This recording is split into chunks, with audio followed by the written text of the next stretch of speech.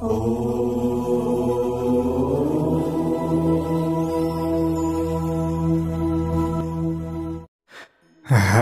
ओम। स्वस्ति श्री गणेशाय नमः। ओम नमो भगवते वासुदेवाय। शान्ताकारं भुजगशयनं पद्मनाभं सुरेशं विश्वाधारं गगनसदृशं मेघवर्णं शुभांगं लक्ष्मीकान्तं कमलनयनं योगिभिर्ध्यानगम्यं वन्दे विष्णुं भवभयहरं सर्वलोकैकनाथम्।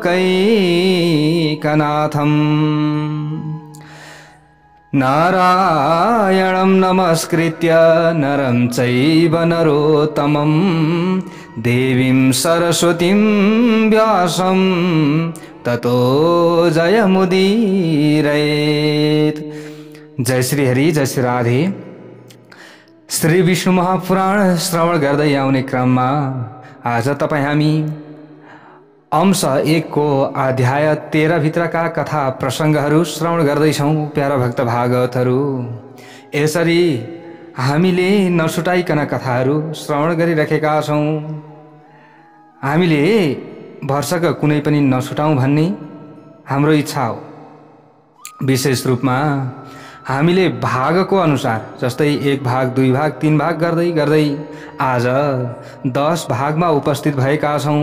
प्यारा भक्त भागवतहरू, यहाँ हामीले श्रवण गरेका थियौं ध्रुवजीले यहाँनेरि तपस्या गर्नुभयो। तपस्याबाट भगवान अत्यन्त प्रसन्न हुनुभयो र प्रसन्न भएर आएर उहाँले वरदान दिनुभएको छ।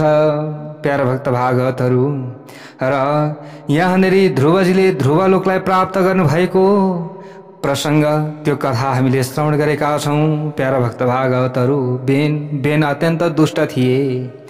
उनकै शरीरलाई मन्थन गरेर यहाँ पृथुको जन्म भएको छ। जो पृथु हुनुहुन्छ, पृथु नै भगवान श्रीहरि नारायणका अंश हुनुहुन्छ। जय बोलौं भगवान श्री नारायण प्रभुको जय होस्। प्यारा भक्त भागवतहरू, जब पृथुले अब शासन गर्न लाग्नुभयो त अब यहाँ जनताहरू भोकले पीडित भएका थिए। बेनको अत्याचारद्वारा सारा उब्जाउहरू हुन छोडेका थिए कि कुनै पनि बोट बिरुवा आदिले सही प्रकारको उब्जनी गरेका थिएनन्। त्यो समयमा किन त भन्दा धर्मको लोभ भएको थियो नि त। ठीक समयमा पानी वर्षँदैन थियो। पानी नवर्षने बेलामा भयंकर पानी वर्षन्थ्यो। फेरि यस्तो भएको थियो। अनि अनावृष्टि, अतिवृष्टि, यस्ता विभिन्न उल्कापातहरू भएको थियो। त जनताहरू अत्यन्त पीडित भएका थिए। त राजाका छेउमा गएर सबैले बिन्ती गरे, प्रभु अहिले त पृथ्वीले उब्जाउ नै गर्न छोडिन्। हामीले कर्म गरिराखेका छौं तर उब्जाउ छैन, के हो यस्तो भनिसकेपछि अब पृथु राजाले पृथ्वीसँग प्रार्थना गर्नुभयो। पहिले त नमानिसकेपछि, हे वसुदेव, अब म यो वसुधालाई पृथ्वीलाई ध्वस्त बनाइदिन्छु। बरु अब किन चाहियो त? मनुष्यको पालन नगर्ने हो भने, उब्जाउ घटाउने हो भने किन चाहियो? अहिले मैले शासन गर्न थालिसकेपछि त फेरि सबै कुरा कन्ट्रोलमा आइसकेको छ, तर पनि पृथ्वीमा उब्जाउ भएको छैन भनेर एकदम क्रोधित हुनुभएछ नि पृथु राजा क्रोधित भइसकेपछि पृथ्वीले अब यहाँ गाईको स्वरूपलाई धारण गरेर पृथु राजाबाट डराएर अनेक लोकमा घुम्न थालिन्। प्यारा भक्त भागवतहरू, पृथु राजाले अब खेदाउन लाग्नु भएको छ। हेर्नुहोस् है, पृथु राजाको जो बाणको निशानाबाट बच्नका लागि गाईको रूपलाई धारण गरेर पृथ्वी घुम्न लागिन्। त्यहाँ जहाँ जहाँ पुगिन् त्यही पृथु राजाको भय हुन लाग्यो। त्यहाँ उनले बेणुका पुत्र राजा पृथुलाई धनुषमा बाण चढाएर हान्न तयार हुँदै आफ्ना पछि आइरहेको देख्न लागिन् पृथ्वीले।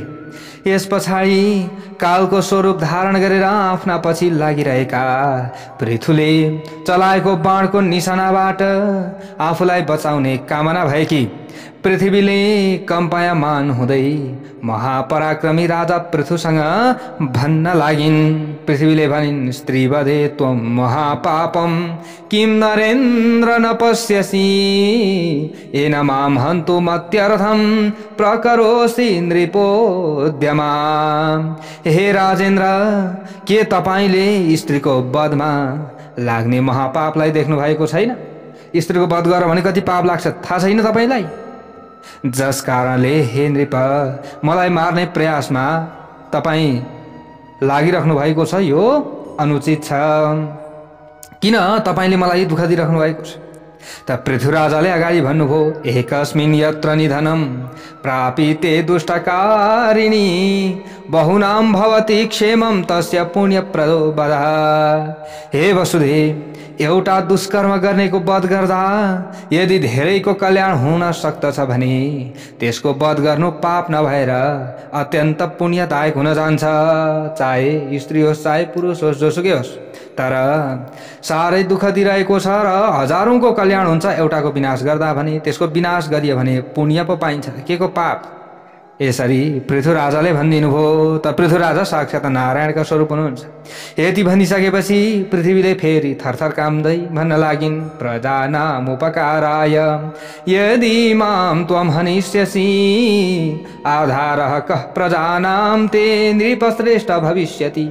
हे नृपश्रेष्ठ, यदि आफ्ना प्रजाहरूको कल्याण गर्नका लागि मेरो वध गर्नुभयो भने मेरो मृत्युपछि हजुरका प्रजाहरूको आधार के हुन्छ त? त्यसो भए कहाँ रहन्छन् त प्रजाहरू? मलाई भस्म बनाउनु भयो भने? पृथ्वीराजाले भन्नुभयो त्यस पछाडि प्रजानाम उपकाराय यसरी प्रश्न गरेपछि, त्वं हत्वा वसुदेवाणिर मच्छासन पराङ्मुखीं आत्मयोग बलेनेमा धरायिष्याम्यहं प्रजा। भन्नुभएछ, के भन्नुभयो? पृथ्वीले भन्नुभयो, हे वसुन्धरा, मेरो आज्ञा र शासन प्रशासनको उल्लङ्घन गर्ने तिमीलाई आफ्नो बाणद्वारा वध गरेर म आफ्ना प्रजालाई आफ्नो योग बलका माध्यमद्वारा धारण गर्नेछु, जसरी पनि म त्यसको व्यवस्था गर्नेछु। यसरी राजाले भन्नु भइसकेपछि अत्यन्त भयभीत एवं डरले काँपिरहेको शरीर अत्यन्त व्याकुल भएकी पृथ्वीपति पृथुलाई फेरि पनि प्रणाम गर्दै भन्न लागिन्, ततः प्रणम्य वसुधा तं भूयः प्राह पार्थिवं प्रवेपिताङ्गी परमं साध्वसं समुपागता। हे राजन, अत्यन्त लगनशील पूर्वक आरम्भ गरिएका सबै कार्यहरू पूर्ण रूपमा सफल हुन्छन्। यसकारण म हजुरलाई एउटा उपायका विषयमा बताउँछु। यदि हजुरलाई मैले बताएको उपाय उपयुक्त लाग्यो भने त्यसै अनुसार गर्नुहोला। हे नरपति, मैले जुन सम्पूर्ण औषधिहरूलाई खाएर पचाइसकेको छु, यदि हजुरले चाहना गर्नुहुन्छ भने म ती औषधिहरूलाई दूधका रूपमा हजुरका प्रजालाई फेरि दिन सक्दछु। त्यो अब एउटा विकल्प छ, दूधको रूपमा म प्रदान गर्न सक्दछु। यसरी गौरूपी पृथ्वीले भन्नुहुन्छ, हे धर्मात्माहरूमा अत्यन्त श्रेष्ठ महाराज, यसकारण हजुरले आफ्ना प्रजाहरूको कल्याणका लागि त्यस किसिमको बाछो बनाइदिनुहोस्। हजुरले बाछो बनाइदिनुहोस् जस कारणले मबाट दूध निक्लिन सकोस्, बनाइदिनुहोस्, जसका माध्यमद्वारा वात्सल्यता पूर्ण अवस्था सृजना गराएर ती औषधिहरूलाई मैले दूधका रूपमा निकाल्न सकौं, त्यस्तो व्यवस्था गरिदिनुहोस् प्रभु। हे राजन, मलाई हजुरले सर्वत्र समतल बनाइदिनुहोस्, जसका माध्यमद्वारा मैले सर्वोत्तम औषधिहरूका बीजको रूपमा रहेको दूधलाई सबै ठाउँमा सहज रूपमा उत्पन्न गराउन सकौं। मलाई त्यस्तो सहज वातावरण बनाइदिनु पर्यो।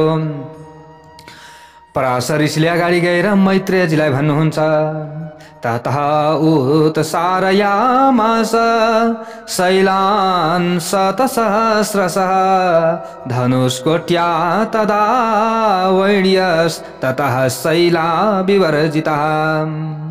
पृथ्वीले यसरी आग्रह गरेपछि त्यस पछाडि महाराज बेणका यानी कि बेनका अत्यन्त प्रभावशाली पुत्र पृथुले आफ्नो धनुषको अगाडिको भागबाट 100 करोडौं हजारौं पर्वतहरूलाई उखेलिदिएर तिनीहरूलाई एउटा निश्चित ठाउँमा जम्मा गरिदिए। एक ठाउँमा पहाडको थुप्रो बनाइदिए पृथुले। यसभन्दा पहिले पृथ्वी पूर्ण रूपमा समतल नभएकी हुनाले शहर वा गाउँ आदिको वास्तविक रूपमा कुनै बाँडफाँड भएको थिएन। हे मैत्रेय, त्यस समयमा अन्न, गोरक्षा, खेतीपाती र व्यापार आदिको कुनै समुचित व्यवस्था गरिएको थिएन। जब राजा पृथुले पृथ्वीलाई पूर्ण रूपमा समतल बनाइदिनु भयो, तराईको भाग बनाइदिनु भयो समतल बनाएर, त्यसै समयदेखि यी सबैको वास्तविक रूपमा आरम्भ हुन गयो। हे द्विजोत्तम, जहाँ जहाँ पृथ्वी समतल भएर निवास गर्नका लागि उपयुक्त स्थान भएको थियो, प्रजाहरूले तिनै तिनै स्थानहरूमा निवास गर्ने चाहना अभिव्यक्त गर्न थाले कि पहाड छोडेर सबै तराईमा बस्न थाले। यसको मतलब समतल ठाउँमा बस्ने इच्छा गर्न लागे। त्यस समयसम्म प्रजाहरूको आहार केवल फलफुल र कन्दमूल मात्र रहेको थियो। त्यो पनि सबै औषधिहरूको नाश भएका कारणले गर्दा अत्यन्त दुर्लभ भइसकेको थियो। यसपछि पृथ्वीका अधिपति महाराज पृथुले स्वयम्भुवा मनुलाई बादशाह बनाउनु भयो र मनुलाई बादशाह बनाएर आफ्नै हातमा आफ्ना प्रजाहरूको कल्याण गर्नका लागि गाईको स्वरूप धारण गरेकी पृथ्वीबाट सम्पूर्ण अन्नहरू दुहुन लाग्नुभयो। दूधको माध्यमद्वारा दुहुनुभयो। जय बोलौं पृथु महाराज की जय होस्। यहाँ भन्नुहुन्छ, हे तात, एक प्रेमपूर्ण सम्बोधन जसको प्रयोग आफूभन्दा मुनिको वा माथिको का लागि गरिन्छ, हे तात भनेर त्यसरी गरिन्छ। हे तात, त्यसै अन्नका आधारमा प्रजाहरू आजसम्म पनि जीवित रहेका छन्। महाराज पृथुले प्राणदान गरेका हुनाले उनी भूमिका पिता अथवा उनलाई के मानिन्छ, भूमिका पिता भनेर मान्ने गरिन्छ। कसलाई? पृथुलाई भूमिका पिता, जन्म दिने, यज्ञोपवीत धारण गराइदिने अर्थात् व्रतबन्ध गराइदिने, अन्नदाता, भयदाता, रक्षा गर्ने, विद्या दिने आदिलाई पनि के भनिन्छ? पिता भनिन्छ। अब भूमिका पिता भएको पृथु त्यसै समयदेखि सम्पूर्ण प्राणीहरूलाई धारण गर्ने जननीको नाम के भयो? पृथ्वी भयो। सम्पूर्ण प्राणीहरूलाई धारण गर्ने जननीको नाम पृथ्वी भयो। अब त्यसलाई रक्षा गर्नेको नाम पिता भयो। हे मुनि, त्यसपछि देवताहरू, ऋषिहरू, दैत्य, राक्षस, गन्धर्व, यहाँनिर पर्वत, यक्ष, सर्प, किन्नर, पितृहरू, वृक्ष आदि सबैले पनि आफ्नो चाहना अनुसार दूध दुहुने कार्य गर्न लागे। बाछो र दुहुने व्यक्तिहरू पनि उनीहरूकै इच्छा अनुसारका थिए। यसकारण भगवान श्री विष्णुका चरणबाट उत्पन्न भएकी यी पृथ्वीले नै सबैलाई जन्म दिने, बनाउने र धारण र पोषण गर्ने कार्य गर्दछिन्। यसैले यिनी हाम्री जननी हुन्। यस प्रकार परापूर्व कालमा अत्यन्त प्रभावशाली र पराक्रमी बेनका पुत्र महाराज पृथु उत्पन्न भए, जो सर्वप्रथम प्रजाहरूलाई सुखी बनाएका थिए। सबैभन्दा अगाडि सुखी बनाएका कारणले गर्दा राजाको पदबाट प्रख्यात भए। उनलाई सबैले के भन्न थाले? राजा भन्न थाले। सबैको रक्षा गर्ने त राजा हुन्छ, हैन? सबैको पालन गर्ने। सबैले यसरी भन्न लागे। ल हेर्नुहोस्, जुन मनुष्यले यी अत्यन्त पराक्रमी महाराज पृथुका यस चरित्रको कीर्तन गर्दछ, कीर्तन गर्नुको मतलब के भन्दा यो कथा गाउँदछ अथवा कीर्तन भनेको यो कीर्तनलाई सुन्दछ भने त्यसका दुष्कर्महरूमा फल दिने शक्ति रहँदैन। दुष्कर्मको फल उसलाई प्राप्ति हुँदैन। सबै सुकर्मको फल प्राप्ति हुन्छ, अर्थात् ती कुकर्महरू पूर्ण रूपमा निष्फल हुन्छन्। यस प्रकारका प्रभावशाली राजा पृथुका जन्मको वृत्तान्त जो उनको प्रभावका विषयमा श्रवण गर्ने मनुष्यहरूका दुस्वप्नहरू सदा सर्वदा शान्त हुन्छन्। दुस्वप्नोपशमं नृणां शृण्वतां चैतदुत्तमं पृथुर्जन्म प्रभावश्च करोति सततं नृणां। यसरी यहाँ बताइएको छ। यहाँ अगाडि गएर पराशर ऋषिले भन्नुहुन्छ, मैत्रेयजीलाई, पृथो पुत्रौ महावीर्यौ जज्ञातेन्तर्धिपालिनौ शिखण्डिनी हविर्धान मन्तर्धानाद व्यजायत। भन्नुहुन्छ हे मैत्रेय, पृथुका अन्तर्ध्यान र पाली नाम भएका दुई अत्यन्त धर्मशील पुत्रहरू जन्मिएपछि गएर तिनीहरूमध्ये अन्तर्ध्यान र उनकी पत्नी शिखण्डीबाट हविर्धान नाम भएका पुत्र जन्मिए। हविर्धान अग्निकुल प्रसूता धिषणा नाम भएकी उनकी पत्नीबाट प्राचीनवरी। त्यस्तै प्रकारले शुक्र, गय, कृष्ण, ब्रज र अजिन नाम भएका यी 6वटा पुत्रहरू जन्मिए। हे यशस्वी, हविर्धानबाट उत्पन्न भएका भगवान प्राचीन बर्ही एउटा अत्यन्त कुशल र महान प्रजापति थिए। प्रजाहरूका पतिलाई के भनिन्छ? प्रजापति, जसले यज्ञका माध्यमद्वारा आफ्ना प्रजाहरूको धेरै अभिवृद्धि गराएका थिए। हे महामुनि, उनका समयमा पृथ्वीमा धेरै यज्ञहरू गरिने भएकाले जहाँसुकै प्राचीनाग्र कुश पृथ्वीमा पूर्ण रूपमा फैलिएको थियो। भनेको प्राचीनाग्र के कुश सबैतिर फैलिएको थियो। यस कारणले ती अत्यन्त पराक्रमी प्राचीन बर्ही नामबाट सम्पूर्ण जगतमा प्रख्यात भए। बहुत ठुला कर्मकाण्डी थिए नि दाइ, हैन? जहीँ तहीँ यिनले कर्म गरिरहन्थे, कुश छरिरहन्थे, सबैतिर कुशै कुश भयो। प्राचीन बर्ही नै यिनको नाम भयो। हे बुद्धि सम्पन्न ब्राह्मण, ती राजाले अत्यन्त महान तपस्या गरिसकेपछि समुद्रकी सुवर्णा नाम भएकी कन्यासँग विवाह गरे। कसले? प्राचीन बर्हीले। ती प्राचीन बर्ही समुद्रकी कन्या सुवर्णाबाट, प्राचीन बर्ही र सुवर्णाबाट धनुर्वेदमा पारङ्गत भएका प्रचेता नाम भएका 10वटा पुत्रहरू जन्मिए। प्रचेता नाम गरेका 10वटा पुत्रहरू जन्मिए यिनै प्राचीन बर्ही र सुवर्णाबाट। अब उनीहरू धनुर्वेदमा पारङ्गत थिए। समान रूपमा धर्मयुक्त आचरण गर्ने सबै प्रचेताहरूले समुद्रमा निवास गरेर 10,000 वर्षसम्म अत्यन्त कठोर तपस्या गरे। कहाँ गरेछन्? समुद्रमा तपस्या गरेछन्। मैत्रेयले अगाडि गएर प्रश्न गर्नुभयो, यदर्थम त महात्मानस तपस्ते पुरमहामुने प्रचेतस समुद्राभस एतदाख्यातुमर्हसि।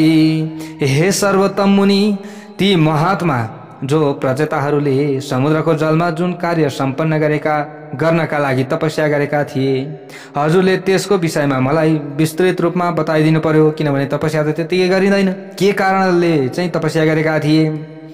पराशरजीले भन्नुभयो अगाडि गएर। यहाँ भन्नुहुन्छ, हे मैत्रेय, प्रजापति ब्रह्माजीको आज्ञा पाएपछि महात्मा उनीहरूका अर्थात् प्रचेताहरूका पिता प्राचीन बर्हीले यहाँनिर अत्यन्त सम्पन्नपूर्वक उनीहरूसँग सन्तान उत्पादनका लागि यस प्रकार भने। त्यो समयमा सन्तान उत्पन्न गर्नु पर्यो भनेर भनेछन् नि प्राचीन बर्हीले। भने, हे पुत्रहरू, देवादिदेव ब्रह्माजीले मलाई तिमी प्रजाहरूको अभिवृद्धि गराऊ भनेर आदेश दिनुभयो र मैले पनि हुन्छ भनेर त्यसमा सहमति जनाएको थिएँ र जनाए पनि। यसकारण हे पुत्रहरू, तिमीहरू पनि मेरो प्रसन्नताका लागि अत्यन्त होशियार भएर प्रजाहरूको अभिवृद्धि गराउने कार्यमा लाग। किनकि प्रजापतिको आज्ञा तिमीहरूले पनि अवश्य मान्नु पर्दछ। हे मुने, ती राजकुमारहरूले पिताका कुरा सुनिसकेपछि हुन्छ भने अनि फेरि उनीहरूले आफ्ना पितासँग सोधे। प्रचेताहरूले सोधे त के भनेर सोधे त भन्दा, हे तात, जुन कर्मका माध्यमद्वारा हामीहरूले प्रचेताहरूको अभिवृद्धि गराउन सक्दछौँ त्यसका विषयमा हजुरले हामीलाई पूर्ण रूपमा बताइदिएर हाम्रो कल्याण गरिदिनुहोस्। कसरी प्रजाहरू बढाउन सक्ने त पिताले भन्नुभयो अगाडि गएर, भक्तवसल करुणामूर्ति, आफ्ना भक्तहरूको मनोकामना सहज रूपमा पूर्ण गरिदिनु हुने जो वरदायक भगवान श्री विष्णुको आराधना गरेपछि मनुष्यलाई निसन्देह आफूले चाहेको इष्ट वस्तुको प्राप्ति हुन्छ। त्यसैले भगवान श्री हरि विष्णुको आराधना गर्नुपर्छ। अन्य कुनै उपायबाट पनि सम्भव हुन सक्दैन। मैले यसका अतिरिक्त तिमीहरूलाई अरू के बताऊँ? यसकारण यदि तिमीहरू आफ्नो जीवनलाई पूर्ण रूपमा सफल पार्न चाहन्छौ भने प्रजाहरूको अभिवृद्धि गर्नका लागि सम्पूर्ण भूत अथवा प्राणी मात्रका स्वामी दयाका सागर परमात्मा श्रीहरि गोविन्दको उपासना गर। धर्म अर्थ काम वा मोक्ष प्राप्तिका कामना राख्ने पुरुषहरूले निरन्तर रूपमा पूर्ण रूपमा एकाग्र चित्त भएर अजन्मा अनादि र सम्पूर्ण प्राणीहरूका हृदयमा निवास गर्नुहुने पुरुषोत्तम भगवान श्री विष्णुकै आराधना गर्नुपर्दछ। कल्पको आरम्भमा जुन परब्रह्म परमात्माको उपासना गरेर प्रजापति ब्रह्माजीले संसारको रचना गर्नुभएको थियो, तिमीहरू पनि उहाँ नै अच्युत भगवानको उपासना गर। यसरी गरिएको उपासनाका प्रभावले गर्दा तिमीहरूका सन्तानको वृद्धि हुनेछ, यसमा कुनै पनि संशय छैन, चिन्ता नगर, यो काम गर। आफ्ना पिताजीबाट यस किसिमको आज्ञा पाएपछि प्रचेता नाम भएका 10वटै पुत्रहरूले समुद्रमा पूर्ण रूपमा डुबेर अत्यन्त सावधानीपूर्वक तपस्या गर्न प्रारम्भ गरेछन्। प्यारा भक्त भागवतहरू, हे मुनि श्रेष्ठ, सम्पूर्ण लोकहरूका आश्रय स्वरूप जगतका अधिपति स्वामी परमात्मा श्री नारायणका एकाग्र चित्त भएर त्यही समुद्र नारायणमा एकाग्र चित्त भएर त्यही समुद्रको जलमा विराजमान भएका प्रचेताहरूले 10,000 वर्षसम्म त्यहाँ तपस्या गरेछन्। हेर्नुहोस् है, 10,000 वर्षसम्म परमात्मा श्रीहरिको उपासना गरे। जसले आफ्नो उपासना गरिएपछि उपासना गर्ने उपासकका सम्पूर्ण मनोकामना पूरा गरिदिनुहुन्छ। हे मुनि श्रेष्ठ, अब मैत्रेयजीले प्रश्न गर्नुभयो, यसरी 10,000 वर्षसम्म तपस्या गरे भनिसकेपछि सोध्नुभयो फेरि मैत्रेयजीले, स्तवम प्रचितसो विष्णु समुद्राम्भसि संस्थितः चक्रोस्तन्मे मुनि श्रेष्ठ सुपुण्यां वक्तुमर्हसि। हे मुनि श्रेष्ठ, समुद्रको जलमा अवस्थित भएर ती 10 प्रचेताहरूले परब्रह्म परमात्मा श्रीहरि विष्णुको जुन अतिशय पवित्र स्तुति गरेका थिए त्यसका विषयमा कृपापूर्वक मलाई बताइदिनुहोस्, किनभने हजुरले बताउनु भयो भने सबैको कल्याण हुनेछ भनेर यसरी प्रश्न गरेपछि अगाडि गएर पराशर ऋषिले फेरि भन्नुहुन्छ, श्रीणु मैत्रेय गोविन्दम यथा पूर्वम प्रचेतसः। हे मैत्रेय, समुद्रको जलमा अवस्थित भएर ती 10 प्रचेताहरूले पूर्ण रूपमा एकाग्र चित्त भएर प्राचीन कालमा परमात्मा श्री गोविन्दको जुन स्तुति गरेका थिए त्यसका विषयमा विस्तार पूर्वक म भन्नेछु, ध्यानपूर्वक श्रद्धापूर्वक सुन। प्रचेताहरूले त्यो समयमा स्तुति गर्दै भनेका थिए, न तहा स्म सर्ववचसां प्रतिष्ठा यत्र शाश्वती तमाद्यं तमशेषस्य जगतः परमं प्रभुम्। जुन परमात्मामा सम्पूर्ण वचनहरूको शाश्वत प्रतिष्ठा छ, अर्थात् जो एकमात्र सम्पूर्ण वाक्यहरूबाट प्रतिपादन गर्न योग्य हुनुहुन्छ, उहाँ सम्पूर्ण जगतका आदि उत्पत्ति र अन्त भनेको विनाश का कारण स्वरूप परब्रह्म परमात्मा प्रभुलाई हामी नमस्कार गर्दछौँ। जुन परब्रह्म परमात्मा आदि ज्योति स्वरूप उपमा नहुनु भएका अत्यन्त सूक्ष्म अनन्त अपार स्थावर जंगम सम्पूर्ण जगतको आदि कारण स्वरूप तथा कुनै किसिमको निश्चित स्वरूप नहुनु भएका जुन परमात्माको दिन रात र सन्ध्या पहिलो नै स्वरूप हो, वहाँ कालात्मक परमात्मा श्री विष्णु भगवानलाई नमस्कार छ भनेर यसरी यहाँनिर प्रचेता गणहरूले स्तुति गरेका छन्। यहाँ स्तुति त निकै लामो छ प्यारा भक्त भागवतहरू। अब यसरी स्तुति गर्दै जाने क्रममा यस प्रकार भगवान श्री विष्णुमा समाधिस्थ भएर अनि यस्तै प्रकारले उहाँको स्तुति गर्दै प्रचेताहरूले समुद्रको जलमा अवस्थित भएर 10,000 वर्षसम्म तपस्या गरे। एवं प्रचेतसो विष्णुं स्तुवन्तः तत्समाधयः 10 वर्ष सहस्राणि तपस्वेरुर्महार्णवे। त्यसपछि भगवान श्रीहरिले अत्यन्त प्रसन्न भएर सम्पूर्ण रूपमा फुलेको नीलकमलको जस्तो आभा कुनै वस्तु आदिमा देखा पर्ने चमक युक्त दिव्य छविबाट समुद्रभित्रै दर्शन दिनुभयो। पक्षीराज गरुडमा विराजमान हुनुभएका भगवान श्री विष्णुलाई देखेपछि ती प्रचेताहरूले अत्यन्त भक्तिभावपूर्वक विनम्रतापूर्ण किसिमले शिर झुकाएर उहाँलाई प्रणाम गरे। त्यसपछि भगवानले उनीहरूसँग भन्नुभयो, म तिमीहरूसँग अत्यन्त प्रसन्न भएर तिमीहरूलाई वरदान दिनका लागि आएको हुँ। यसकारण तिमीहरू आफ्नो मनोकामना अनुसारको वर माग भनेर यसरी भनिसकेपछि त्यसपछि ती प्रचेताहरूले वरदायक भगवान श्रीहरि विष्णुलाई प्रणाम गर्दै यस्ता प्रकारले उनीहरूका पिताले उनीहरूलाई सन्तानको अभिवृद्धि गराउने आदेश दिएका थिए त्यो सबै उहाँसँग बिन्ती गरे। प्रचेताहरूले सबै कुरा भगवानसँग बिन्ती गरे। त्यस पछाडि भगवान श्रीहरि पनि उनीहरूका इच्छाअनुसारको वरदान दिएर शीघ्र नै त्यहाँबाट अन्तर्ध्यान हुनुभयो। त्यस पछाडि ती प्रचेताहरू समुद्रको जलबाट बाहिर निस्किए। अन्तर्धानम जगामासु तेज निश्चक्र मुर्जला। पराशर ऋषिले अगाडि गएर भन्नुहुन्छ, तपश्चरत सुपृथिवीं प्रचेत सुमहिरुहा रक्षमाणा मा बभ्रुर्बभुवाथ प्रदाक्षयः। प्रचेताहरू धेरै समयसम्म तपस्यामा लागिरहेका कारणले गर्दा कसैद्वारा सुरक्षा नगरिएकाले पृथ्वीलाई वृक्षहरूले ढाकिसकेका थिए। वरिपरि सबै पृथ्वीमा त वृक्षै वृक्ष भइसकेका रहेछन् नि। त्यस समयसम्ममा धेरै प्रजाहरूको पनि विनाश भइसकेको थियो। आकाश पूर्ण रूपमा वृक्षहरूले भरिसकेको थियो। यसकारण वायु चल्न सकेन। प्रजाहरूले पनि कुनै किसिमको चेष्टा अर्थात् प्रयत्न गर्न सकेनन्। त्यो समयमा जलबाट बाहिर निस्किएपछि प्रचेताहरू ती पृथ्वीमा अरूको विनाश गरेर मौलाएका रुखहरूलाई देखेर अत्यन्त क्रोधित भए। यस पछाडि उनीहरूले अत्यन्त रोषपूर्वक आफ्ना मुखबाट वायु र अग्निलाई उत्पन्न गराए।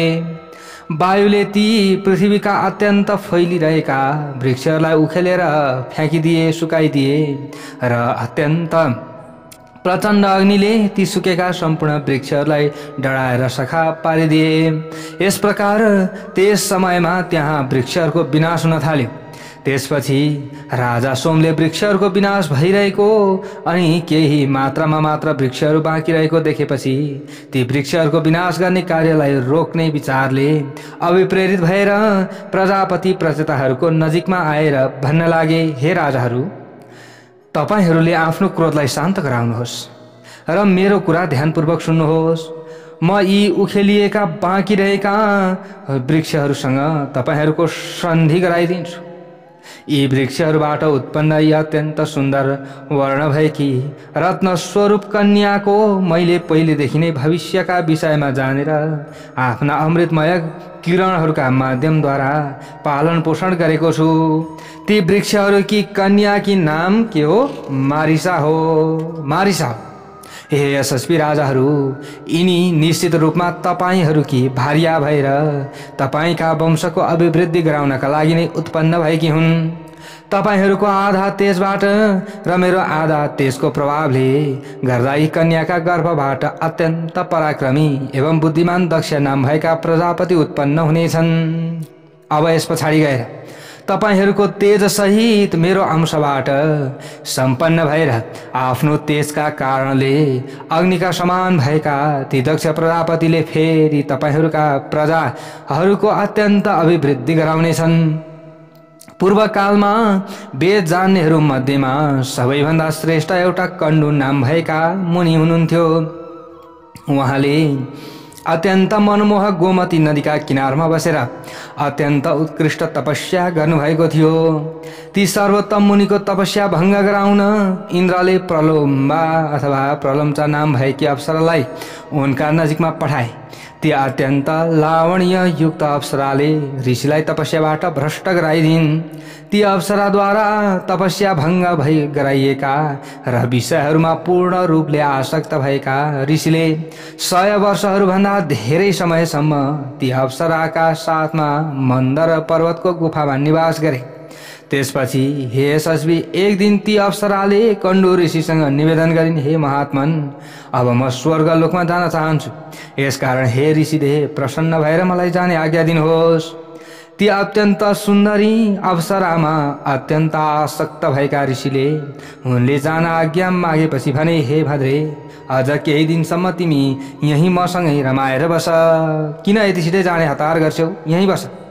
ती ऋषिद्वारा यस किसिमको आज्ञा पाइसकेपछि ती अप्सराले उनीसँग 100 वर्षहरूभन्दा केही धेरै समयसम्म बसेर समय बिताइन् र ती सुन्दरीले उनीसँगै विभिन्न किसिमका विषयहरूको आनन्दपूर्वक भोग गरिन्। त्यसपछि ती चन्द्रमुखी अप्सराले फेरि ऋषिसँग अनुरोध गरिन्, हे भगवान, अब मलाई स्वर्गलोक जाने आज्ञा दिनुहोस्। धेरै भइसक्यो म यहाँ बसेँ, अब म आज्ञा चाहन्छु, मलाई आज्ञा दिनुहोस्। प्रलोम्चाको अनुरोध सुनेपछि जो अप्सरासँग पूर्ण रूपमा आसक्त भएका ऋषिले भने, हे सुन्दरी, अझै केही दिनसम्म मसँगै बस। त्यसपछि 100 वर्षहरूभन्दा केही बढी समय बितिसकेपछि ती मनमोहिनी अप्सराले प्रणययुक्त मुस्कानबाट अत्यन्त शोभायुक्त वचनहरूद्वारा फेरि अनुरोध गरिन्। फेरि 100 वर्ष व्यतीत भएको छ, हेर्नुहोस् है। फेरि अनुरोध गरिन्, हे ब्राह्मण, अब म स्वर्गलोकमा जानुपर्दछ, म यहाँ मात्र बसेर हुँदैन, म जानुपर्दछ भनेर फेरि अनुरोध गरिन्। हे ब्राह्मण, अब म स्वर्गलोकमा अवश्य जानेछु। ती अप्सरा प्रलम्चाले यसरी अनुरोध गरिसकेपछि ऋषिले ती विशाल नयनीलाई आलिङ्गन गर्दै भने, हे शुभ्रु, हे राम्रो आँखी मौ भएकी स्त्री, शुभ्रुको अर्थ यो हुन्छ, अब तिमी धेरै समयसम्मका लागि जान लागिरहेकी छौ, केही क्षणका लागि मात्र मसँग यहीँ बसिदेऊ, त्यस पछाडि तिमी जानु। त्यसपछि पनि तिमी अब त्यस पछाडि तिमी जानु भनेर यसरी यहाँ ऋषिले भन्दै हुनुहुन्छ। त्यसपछि पनि ती ऋषिसँग अनेकौं किसिमका क्रीडा गर्दै ती सुश्रोणी अर्थात् अत्यन्त सुन्दर कम्मर भएकी अप्सरा 200 वर्षभन्दा केही कम समयसम्म अझ त्यहीँ बसिन्। हे यशस्वी, यस प्रकार पटक पटक इन्द्रको लोकमा अर्थात् स्वर्गलोकमा जानका लागि ती अप्सराद्वारा अनुरोध गरिएपछि ती कण्डु ऋषि अझ केही समयसम्म मसँगै बस भन्दथे। यस प्रकार ऋषिद्वारा बताइएका अत्यन्त प्रेमपूर्ण वेदनाका विषयमा विज्ञ भएकी एवं ऋषिको श्रापबाट भयभीत भएकी, अब अरे भने मानेन भने श्राप दिएलान्, फेरि गाह्रो छ नि त फेरि है। त्यसैले एकदम भयभीत भइन् यिनी।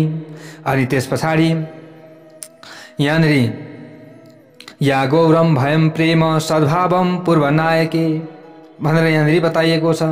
अन्य पुरुषहरूमा आसक्त रहे तापनि जसले आफ्नो पहिलेको पुरुषलाई गौरव भय प्रेम र सद्भावका कारण छोड्न सक्दिनन् उनलाई दक्षिणा सम्झनु पर्दछ। दक्षिणको गुणलाई दाक्षिण्य भनेर भनिन्छ। अब तिनले आफ्ना दाक्षिण्यका अर्थात् गुणहरूका प्रभावले एवं ऋषिबाट प्राप्त हुन सक्ने श्रापका डरले उनलाई छाड्न सक्दिनथिन् र सकिनन्। त्यसपछि ती महर्षि महोदयको पनि अत्यन्त कामशक्त चित्त, अब जो कामशक्त चित्तवृत्ति थियो, ती अप्सराहरूसँग त्यो कामशक्त चित्तवृत्तिलाई आफूले साथमा लिएर रमाउँदै कामशक्त ऋषिको नयाँ नयाँ प्रेम पनि मौलाउँदै गइरहेको थियो त्यो समयमा। प्यारा भक्त भागवतहरू, अब यस्तै प्रकारले एक दिन ती महर्षि अत्यन्त शीघ्रताका साथ आफ्नो कुटीबाट बाहिर निस्कन पुगेछन्। उनी यसरी आतुर अवस्थामा निस्किएको देखेर ती सुन्दरीले ऋषिसँग सोधिन्, हे ऋषिवर, यसरी अतालिएर तपाईँ कहाँ जान लाग्नु भएको हो? कहाँ जान लाग्नु भएको? ती कमल नयनी अप्सराले यसरी सोधिसकेपछि ती महर्षिले भने, हे सुन्दरी, दिन समाप्त हुन लागिसक्यो, यस कारणले अब म सन्ध्योपासना गर्दछु। यदि नित्य कर्म सकिएन भने नित्य क्रिया लोप भएर जानेछ। यसपछि ती अत्यन्त सुन्दर दाँत भएकी अप्सराले मुस्कुराउँदै ती ऋषिसँग भनिन्, हे सम्पूर्ण धर्महरूका ज्ञाता, के आज मात्रै तपाईँका लागि दिन समाप्त हुन लागेको हो र? 200-300 दिन बितिसके। हे विप्र, अनेकौं वर्षहरू बितिसके, आज मात्र तपाईँका लागि दिन बित्न लागेको ज्ञात हुँदैछ। किनकि यसभन्दा पहिले कयौं दिन तपाईँ गुफाबाट बाहिर निस्कनु भएकै छैन। तपाईँ आफै भन्नुहोस्, यो सुनेर आश्चर्यचकित नहुने को होला? त्यस पछाडि कण्डु ऋषिले भने, प्रातस्त्वमागता भद्रे नदी तीरमिदं शुभम। हे भद्रे, तिमी आज बिहान मात्र यो नदीको सुन्दर किनारमा आएकी होइनौ र? मलाई पूर्ण रूपमा स्मरण रहेको छ, मैले आज मात्रै तिमीले मेरो कुटीमा अर्थात् आश्रममा प्रवेश गरिरहेकी मैले देखेको थिएँ। त्यसपछि अहिले मात्र आजको दिन समाप्त भएर यो सन्ध्याकाल अर्थात् साँझको समय हुन लागिरहेको छ। वास्तविकता यस्तो भए तापनि तिमीले किन मेरो उपहास उडाइरहेकी छौ अथवा उपहास गरिरहेकी छौ?